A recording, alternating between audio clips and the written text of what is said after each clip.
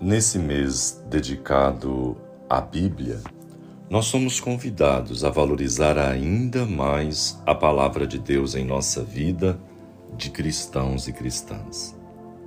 O tema central das leituras bíblicas de hoje é o caminho escolhido por Cristo e o caminho apontado por Cristo a seus seguidores.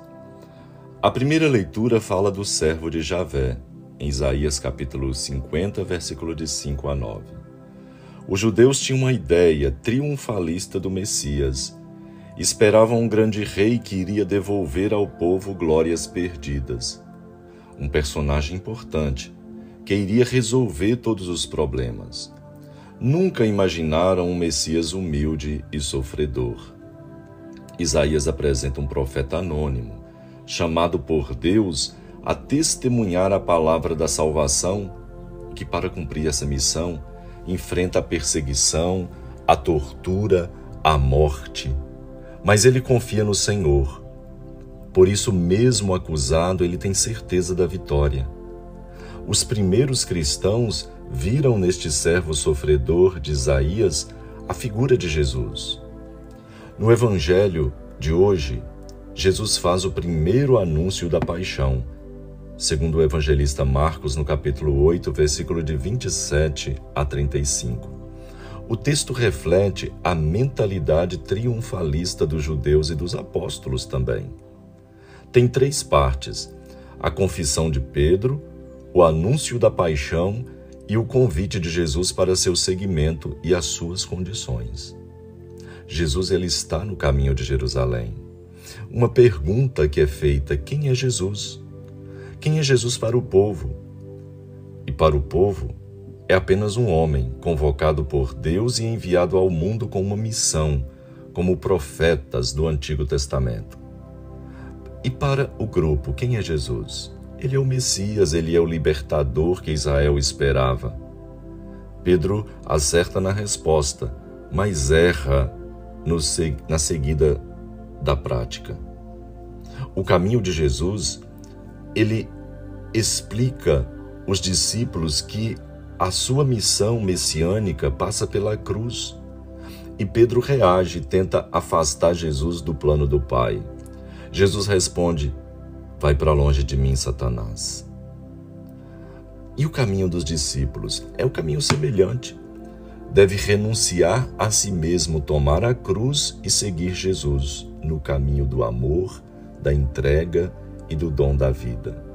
Quem é capaz de dar a vida a Deus e aos irmãos, ele ganha a vida eterna.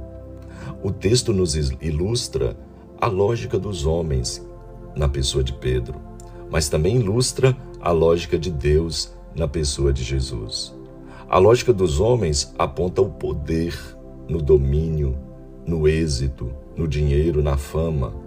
A lógica de Deus aposta na entrega da vida a Deus e aos irmãos, assumindo os valores do reino e vivendo no amor, na partilha, no serviço, na solidariedade, na humildade e na simplicidade. E resta-nos a perguntar: quem é Jesus então? E a pergunta que Jesus faz: o que dizem os homens ser o Filho do Homem? Meus irmãos e minhas irmãs, muitos veem em Jesus um homem bom, um mestre admirável, até um profeta, um grande revolucionário, líder, preocupado com construir uma sociedade mais justa e fraterna. Um homem extraordinário, mas um homem apenas. E para nós, quem é o Cristo? A pergunta de Jesus aos discípulos no Evangelho é muito atual. Mas para vós, quem dizem? Eu vos pergunto, o que vocês dizem que eu sou? Jesus não deseja que paremos naquilo que se diz dele, mas que tenhamos um encontro pessoal com ele e o sigamos. Assim, a nossa resposta sobre sua identidade não será a projeção da nossa inteligência, mas uma profissão de fé que brota de um coração e de uma mente iluminada pelo Espírito Santo, como aconteceu com Pedro. Tu és o Messias, o Filho do Deus vivo. Pode acontecer que o nosso pensamento sobre Jesus não corresponda realmente à sua identidade.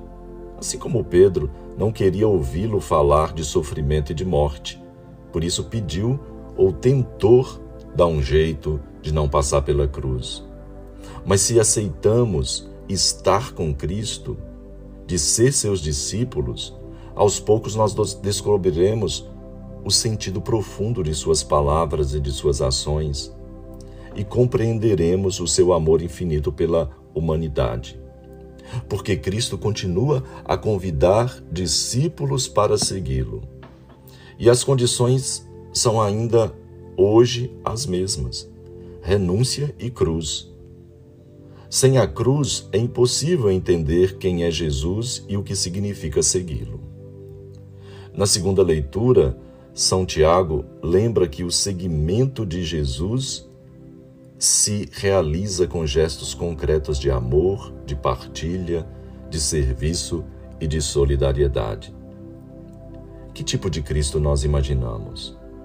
Um Cristo fácil ou um Cristo difícil? Uma religião sem cruz, sem desafios, sem canseiras, grandiosa, milagreira, ou aquele segmento comprometido e solidário? O que significa a cruz em nossa vida? Será que a cruz significa uma desgraça ou uma oportunidade de libertação e de salvação? Qual a nossa atitude diante da cruz? Tomamos a cruz com tranquila e humilde aceitação ou tentamos, como Pedro, fugir do sofrimento, fugir da cruz?